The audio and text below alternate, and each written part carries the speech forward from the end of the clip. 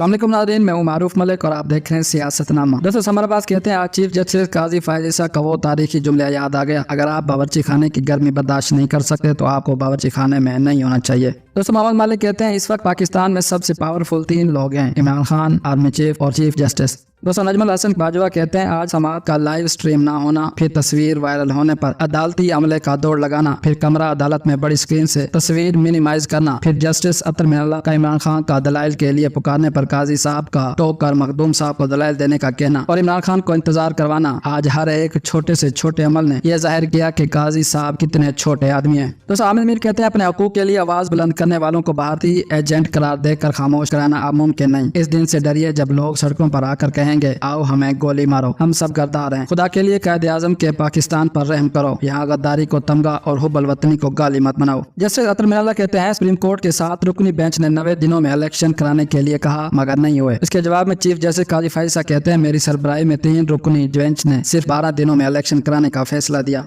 दोस्तों और मकबूल जान कहते हैं इमरान खान से ज्यादा कोई मजलूम शख्स इस मुल्क में नहीं है जिस पर मेंबर व मेहराब से उलमा कराम ने बहुतान तराशे और झूठ गड़े। अल्लाह के रसूल हजरत मोहम्मद सल्लल्लाहु अलैहि वसल्लम ने फरमाया कि जो किसी मुसलमान पर कुफर की तोहमत लगाता है वो वापस इस पर लौट आती है।